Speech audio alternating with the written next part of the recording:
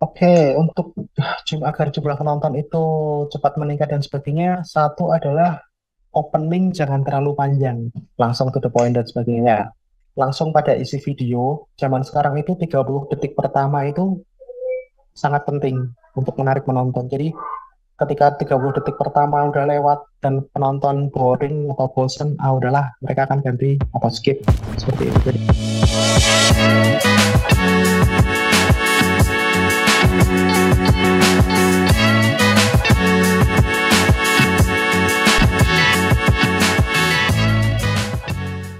Halo Sobat Andi dimanapun berada, bertemu lagi kita dalam Bincang Inspirasi, tempat kita untuk berbagi inspirasi bagi Sobat Andi semua.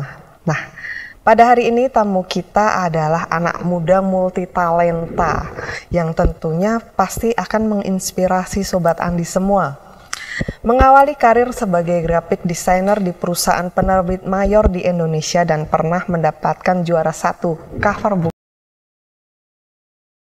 Dan sekarang narasumber kita ini telah mengembangkan karirnya sebagai graphic designer di production house Dreamlight World Media Ungaran dan memproduksi berbagai macam acara reality show mulai dari Tolong, Bedah Rumah, Dibayar Lunas, Ulang Kaget, dan lain-lain yang juga ditayangkan di televisi nasional dan juga telah menjadi inspirasi banyak orang. Nah, di sela kesibukannya ini, tamu kita juga meluangkan hobi fotografi, bermain musik, dan lain-lain. Selain juga menjadi konten kreator. Nah, hari ini secara khusus kita akan berbincang dengannya tentang dunia konten. Nah, mari kita sambut tamu kita hari ini, Arif Budi Permana. Halo, halo, Arif, apa halo, halo, halo. kabar? Iya. Halo Mbak, kabar baik. Ah, Terima kasih.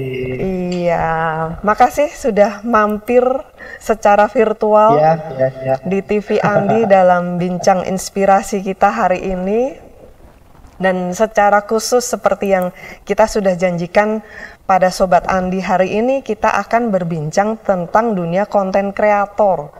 Yang pastinya ini Hmm, mungkin profesi yang belum pernah terbayang 10 atau 20 tahun yang lalu ya, Rif ya. iya, iya, Ini betul, adalah betul, betul, profesi betul, baru betul. yang begitu cepat langsung menjadi tren di masyarakat kita, di anak-anak muda.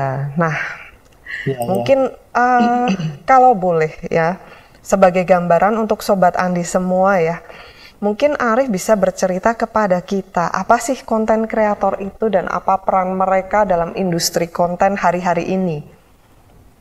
Oke, untuk konten kreator sendiri itu bisa disebut bahwa seseorang yang memproduksi berbagai macam digital konten ya, mulai dari membuat skrip, membuat ide cerita itu sendiri, bahkan menulis atau mungkin sampai ngedit juga ya dari awal sampai ngedit juga untuk untuk sebuah platform yang biasanya digunakan sebagai media promosi dalam sebuah perusahaan. Itu sih gambaran singkat tentang konten kreator seperti itu.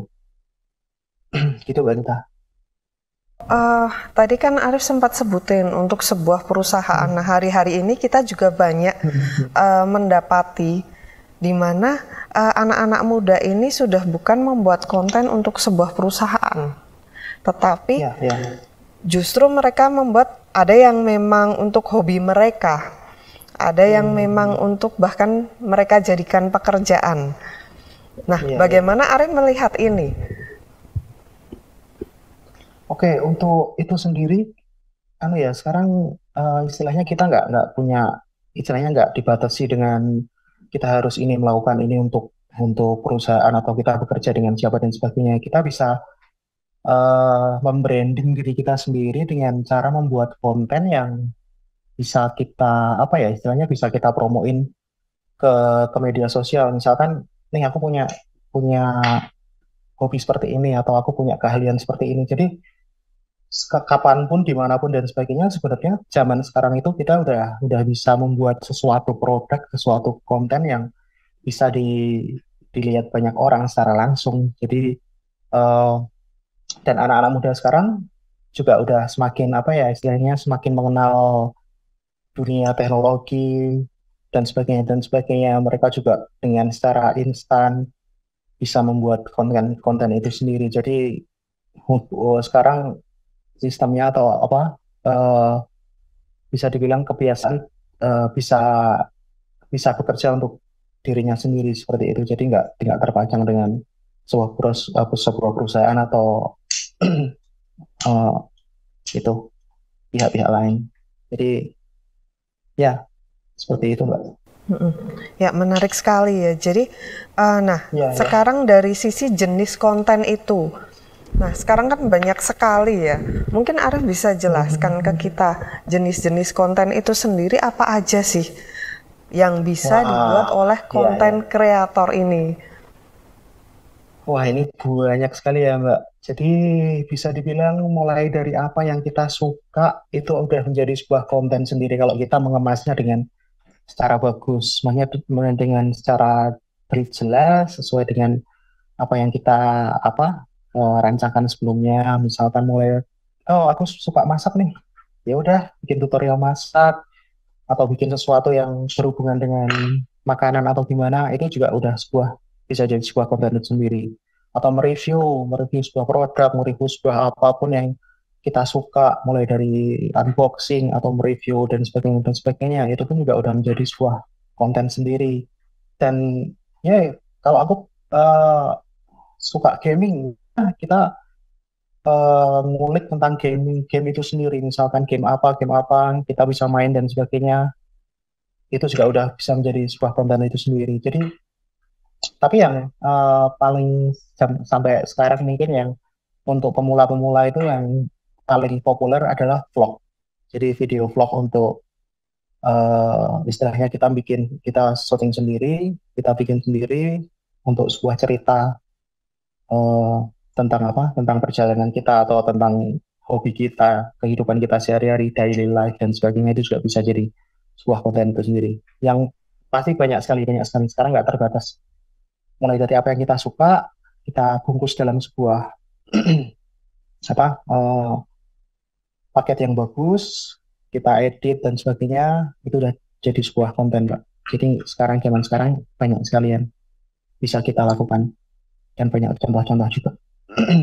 Oke, tadi sempat disinggung untuk konten kreator atau YouTuber pemula. Mungkin kita akan lebih mengerucutkan pembicaraan kita hari ini tentang YouTuber ya. Ya, ya, Nah, ya, untuk ya, ya. YouTuber pemula sendiri, menurut Arif, apa saja sih yang harus diperhatikan pada saat pembuatan konten ini? Banyak kan dari anak-anak muda sekarang yang justru mereka pengen nih jadi YouTuber atau konten kreator, tapi Ya, malah ya, justru bingung. Saking bingungnya semua ya, dikerjain, tak jadi malah ya, nggak fokus. saya. Nah, mungkin Arif bisa sharing tentang hal ini ke kita. Oke, oke. Oke, ini pengalaman buat saya juga yang udah tak kerjain. Untuk YouTuber pemula itu dari awal kita harus menentukan target dulu ya. Jadi kita bikin video ini kira-kira yang nonton apakah anak-anak, remaja, dewasa, atau bahkan yang lain dan sebagainya, bahkan orang tua dan sebagainya itu menentukan target audiens dulu. Kita harus jelas. Jadi dari situ kita nanti eh, bisa menentukan topik mana yang sesuai atau yang jadi minat mereka seperti itu. Jadi kita bisa membaca gitu ya, apa istilahnya apa yang akan penonton suka, penonton mau dalam apa yang mereka lihat dalam video kita. Jadi jangan lupa untuk menentukan target audiens, target penonton, habis itu pilih topik yang sesuai dengan pertama kita, hobi kita, minat kita atau apa yang mereka suka gitu. Terus temukan atau kembangkan ciri khas. Ciri khas itu gini Mbak. Jadi setiap orang itu punya personality masing-masing ya. Jadi punya kepribadian. Banyak video-video yang cuman, wah si A ini cuman ngomong di depan kamera, satu kamera. Tapi kok viewernya banyak, penontonnya banyak ya. Jadi berarti orang ini punya kepribadian yang menarik seperti itu. Jadi kita harus pinter-pinter membaca dalam diri kita apa sih yang bisa aku buat, bisa aku tampilkan dalam sebuah video ini sehingga penonton itu suka dengan video yang kita bikin seperti itu. Jadi satu kita tadi temukan dan kembangkan ciri khas kita. Ciri khas kita apa? Misalkan, oh aku suka mereview makanan ini, aku suka belanja di sini, aku suka cari-cari barang-barang, apalah barang-barang kuno dan sebagainya. Habis itu kita istilahnya kayak hunting sesuatu seperti itu juga sebuah kekuatan sendiri buat kita ketika kita ngelakuin apa yang jadi apa ya istilahnya kita suka, kita lakuin, tidak kita buat dalam dokumentasi atau dalam buat video, kita pun juga senang gitu melakukannya. Jadi nggak ada satu kebingungan atau gimana untuk memproduksi sebuah video itu sendiri. Dan dari situ, setelah kita menemukan ciri khas atau minat dari penontonnya dan sebagainya, di situ kita harus merancang konten yang menarik. Nah, di sini adalah tantangan kita di mana kita harus bisa apa membuat ide, membuat cerita, alur cerita, membuat sebuah settingan di mana video itu harus menarik, harus tidak monoton, bisa menampilkan sesuatu yang mungkin orang lain melihat, ih videonya kok bagus ya, gini ceritanya masuk, terus habis itu dari lihat video itu kita dapat sesuatu, misalkan informasi, atau kita dapat sesuatu yang apa istilahnya kayak eh, sesuatu yang menarik aja seperti ini. Jadi eh, bisa dibilang kita harus bisa itu ya apa membaca membaca dalam arti penonton itu yang penonton itu suka tontonan yang gimana sih maksudnya eh, bisa dibilang bahwa apa ya oh ya kadang kita bingung sebentar ini kita kadang ada kita sebagai youtuber bingung nanti nggak ada yang nonton nanti penontonnya sedikit dan sebagainya enggak jangan seperti itu jadi terus algoritmanya gimana terus aku bingung dan sebagainya guys kalau kita bicara tentang algoritma ganti kata algoritma itu dengan kata penonton jadi istilahnya adalah eh, ketika kita mendengar algoritma tidak menyukai videomu gitu. Tidak penontonlah yang nggak suka videomu jadi kita harus eh, bisa membaca bahwa apa sih yang penonton sukai dalam video yang akan kita buat seperti itu otomatis konten yang menarik misalkan kesukaan kita apa dan sebagainya di apa dirangkum atau dibungkus dalam video yang menarik terus habis itu jangan lupa untuk memakai alat di sini seharusnya alat yang memadai ya. Jadi kita bisa pakai apapun alat yang bisa yang kita punya, mau dari HP, mau dari DSLR kalau ada, mirrorless, kamera-kamera yang sudah support untuk bisa bikin video itu akan semakin bagus. Dan fokus sama pembuatan video, jadi lebih ke konsisten sih. Pengalaman saya yang selama ini ketika bikin satu video, dua video, udahlah nanti lagi dan sebagainya itu viewernya nggak akan tambah banyak jadi usahakanlah di sini kita membuat video misalkan seminggu tiap 3 hari sekali upload satu video tiap 3 hari sekali upload video dan sebagainya terus dari situ kita bisa melihat apa namanya setiap video pertama ke video kedua apa sih yang kurang audionya yang pertama masih banyak noise terus dari video kedua udah semakin noise-nya semakin berkurang. Oh, kalau video ketiga mungkin aku bisa pakai mic tambahan, misalkan seperti itu pakai filter, mic tambahan dan sebagainya. Terus video keempat, pengambilan angle-nya kurang, masih banyak shaking nih. Aku harus memperbaikinya supaya nggak terlalu shaking gimana.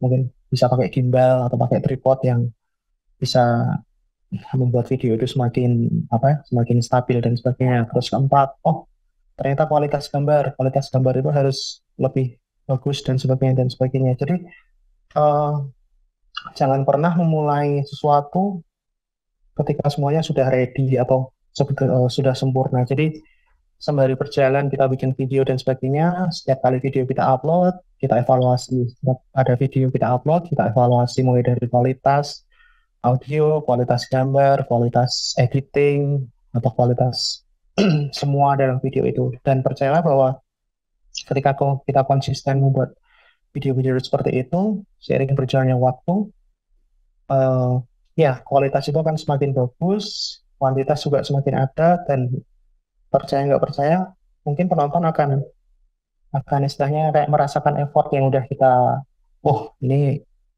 video ini oke ya, mulai dari awal seperti ini, sekarang udah mulai berkembang dan sebagainya. Jadi itu sih, jadi penonton akan secara nggak langsung menyukai apa yang kita buat dalam video itu sendiri. Dan ketika itu udah oke, kita udah mulai jalan dengan video-videonya, jangan lupa lengkapin channel kita dengan foto profile, mungkin banner yang mendukung channel kita sendiri, pilih-pilih warna yang mungkin sesuai dengan karakter kita atau sesuai dengan channel kita, dan istilahnya kayak visualnya kita itu seperti apa dan sebagainya. Jadi kita punya, secara nggak langsung kita membangun brand kita sendiri supaya gampang dikenal dengan orang lain seperti itu. Jadi secara nggak langsung kita punya ciri khas, kita punya style, kita punya eh, apa ya, em, punya konsisten, istilahnya menunjukkan konsistensi kita dalam membuat sebuah video seperti itu. Dan yang terakhir itu komunikasi dengan audiens atau penonton. Misalkan terima kritik dan saran, biasanya lewat komen, Kak itu videonya gini gini gini, Kak mulai vlog dengan si A si B dong, kolaborasi, kolaps ini dan sebagainya, sebagainya. Atau misalnya kalau dari dunia kuliner apa, Kak cobain makanan dari sini dong, atau gimana review makanan yang ada di sini, seperti itu. Biasanya feedbacknya, kritik dan sarannya seperti ini. Jadi kita secara nggak langsung juga membangun engagement kita dengan uh, para penonton kita seperti itu. Jadi kita ada ikatan sendiri yang saling melengkapi seperti itu. Dan yang terakhir juga promosikan channel kita ke media sosial kita, misalnya di Instagram, di Facebook atau yang lain. Itu aja sih kuncinya, itu konsisten dan ya perjuangannya di situ.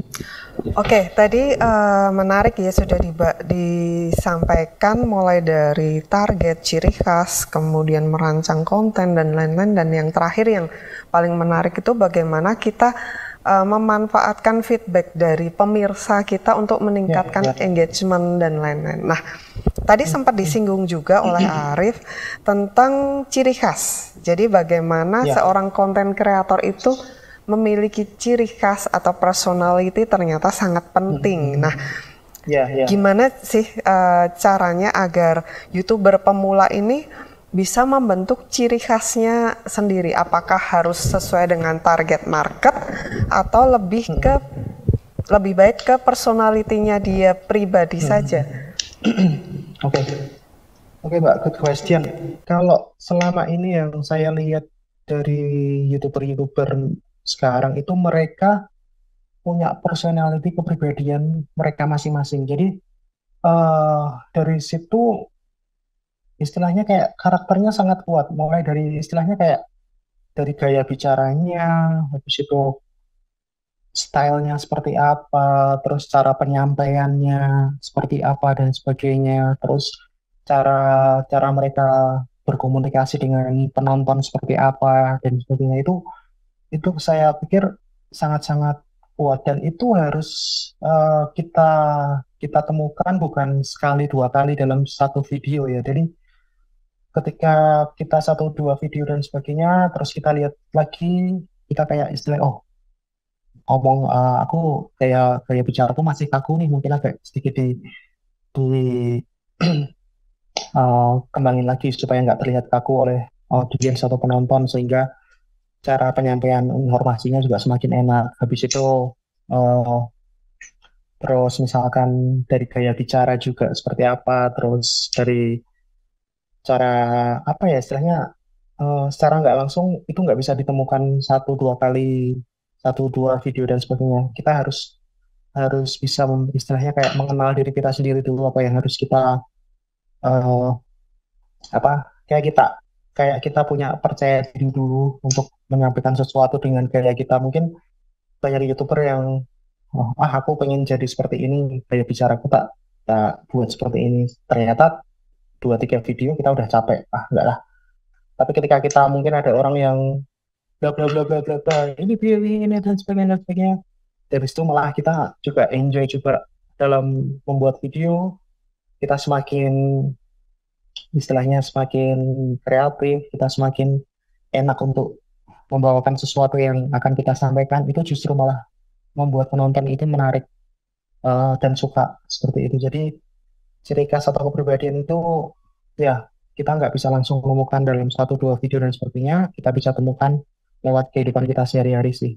Ya, simpelnya seperti itu. Dan kalaupun aku nggak punya kepribadian yang menarik dan sebagainya, oke, itu nggak masalah. Cari teman atau partner yang punya kepribadian yang lain dari eh, kepribadian dari kita. Jadi kita punya satu partner yang mungkin bisa menjadi trigger kita untuk bisa jadi, oh ini enak nih, ada satu lawan bicara, ada satu partner yang membuat aku lebih lebih nyaman atau lebih lebih bisa mengekspresikan apa yang bisa aku ekspresikan. Jadi satu tadi kita eh, berusaha untuk menemukan ciri khas itu sendiri lewat kehidupan kita sehari-hari itu, cara bicara dan sebagainya. Habis itu, kalau kita belum bisa menemukan itu, cari partner yang kira-kira bisa kita masuk, kita bawa dalam video kita sehingga suasana yang kita bangun bisa bisa lebih cair, bisa lebih fun, bisa lebih menarik penonton seperti itu. Jadi itu sih yang bisa kita lakukan.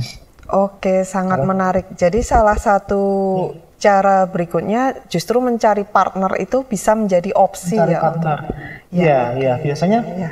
orang akan kayak istilahnya kayak kita kayak kepancing gitu, ada satu partner yang oh gitu gitu oh lah kita kayak mencair gitu loh.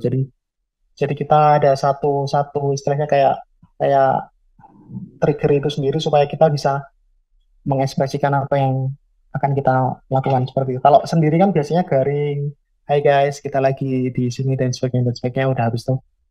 Nah, kalau ada partner kan, ini ada ini nih, ada yang enak nih, kita coba yuk, bla bla bla. Wah, menarik sekali.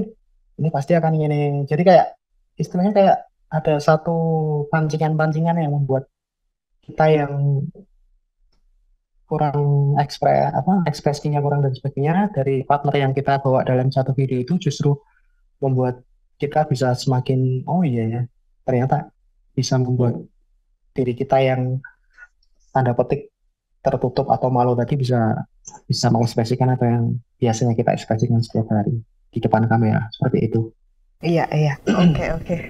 Ya, menarik sekali ya. Jadi membawa partner ternyata bisa menjadi salah satu solusi kita untuk Ya, ya, memecahkan kebekuan komunikasi ya, kita.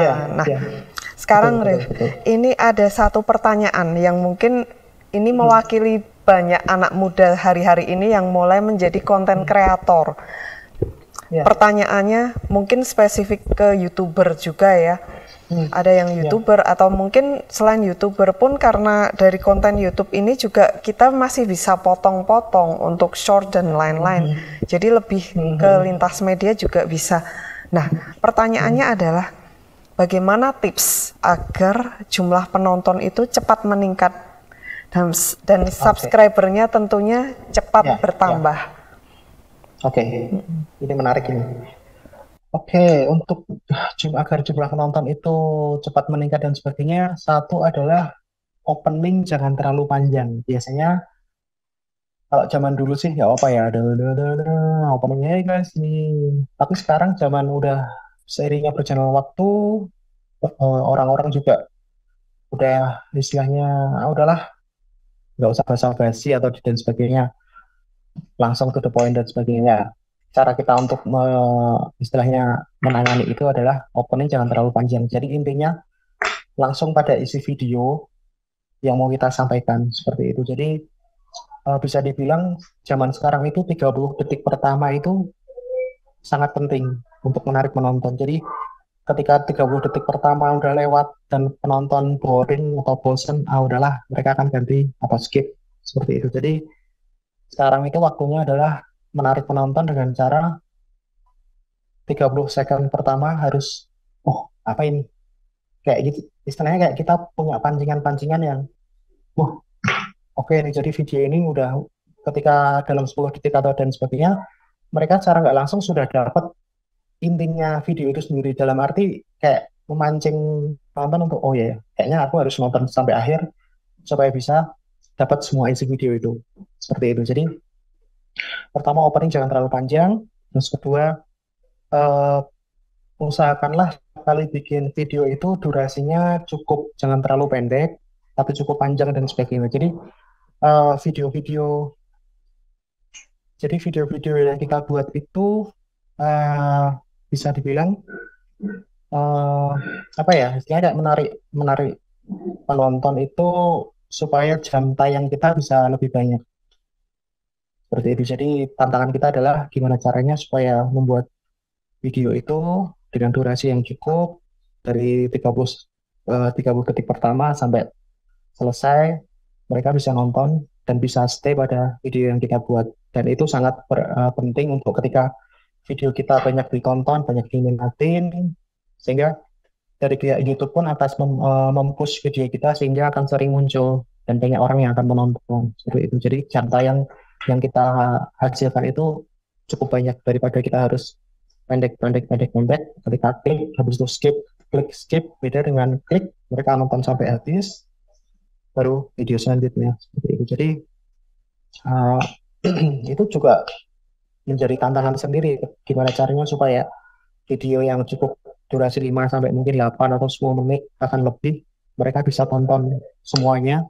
Itu tadi dengan ide-ide kreatif, ide konten seperti apa, terus alur ceritanya seperti apa, diisi dengan diisi dengan hal-hal yang mungkin penonton nggak expect atau ternyata oke ya, apa yang mereka harapkan ternyata lebih dari apa yang mereka dapatkan selama ini. Jadi kayak ada apa ya, ada satu atau beberapa hal yang kita simpan di menit beberapa sampai akhirnya video itu bisa ditonton sampai selesai.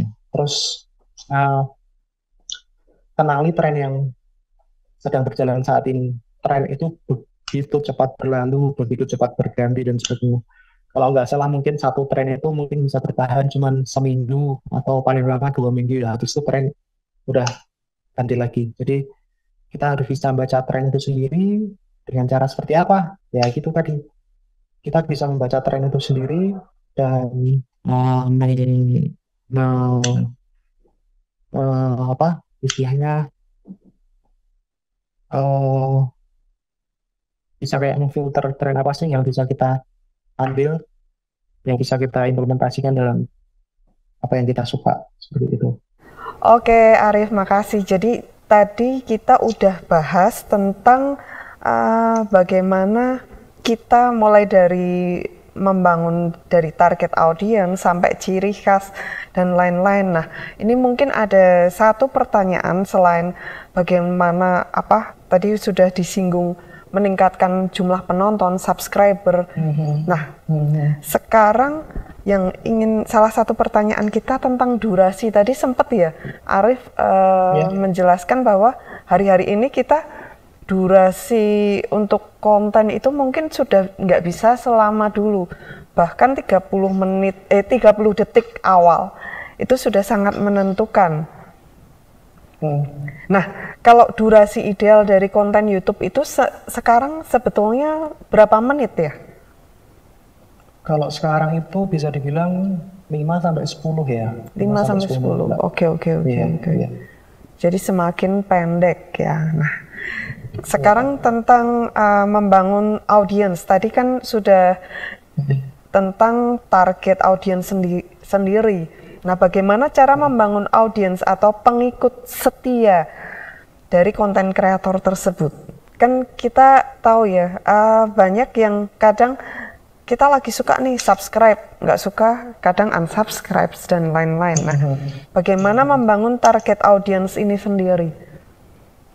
Oke, kayak seperti yang aku tadi bilang bahwa ketika kita tiap kali upload video itu kita harus istilahnya kayak ngecek ya video pertama yang kurang apa, video ketiga, kedua, ketiga dan sebagainya yang harus benerin yang mana. Jadi seiring berjalannya waktu, apa yang kita kita tampilkan, apa yang kita buat video itu semakin hari kualitasnya semakin bagus. Jadi otomatis penonton akan suka dengan perkembangan channel kita juga sendiri. Jadi dari mana audio kurang bagus, habis itu cara pengambilan gambar, terus habis itu kualitas gambar dan sebagainya, seiring berjalannya waktu, video yang kita hasilkan itu eh, kualitasnya udah semakin bagus daripada yang sebelumnya, itu saya pikir penonton atau subscriber kita akan bertahan di situ dan bahkan mungkin bisa tambah lagi karena perkembangan channel kita itu sendiri. Gitu aja sih Mbak yang bisa kita lakukan.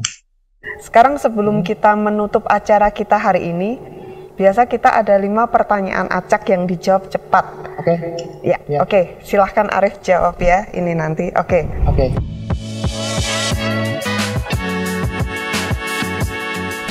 Yang pertama, Instagram atau TikTok? Instagram. Oke. Kedua, fotografi atau videografi? Itu fotografi. Oke. Video kreator atau live streamer? Video kreator. Oke. Kemudian, musik atau gaming? Musik. Oke. Masih konsisten dengan musik. Oke, yang terakhir, Korea atau Hollywood? Korea. Iya, drakor ya, pecinta drakor. Oke, ya. Makasih banyak Arif buat obrolan hari ini, benar-benar menginspirasi kita, menambah wawasan kita juga tentang bagaimana menjadi konten kreator ya. Dan semoga untuk Sobat Andi yang hari ini menyaksikan dan ingin menjadi konten kreator, semoga mendapatkan banyak masukan maupun ide-ide dalam mengembangkan kontennya kelak. Baik. Akhir kata saya, Dwinita Andriastuti mengucapkan terima kasih kepada narasumber atau tamu kita hari ini, Arif Budi Permana. Terima kasih Arif atas insight-nya hari ini, luar biasa. Sukses selalu dan semoga kita bisa bertemu kembali dalam tayangan-tayangan kita berikutnya. Oke, terima kasih. Sampai jumpa.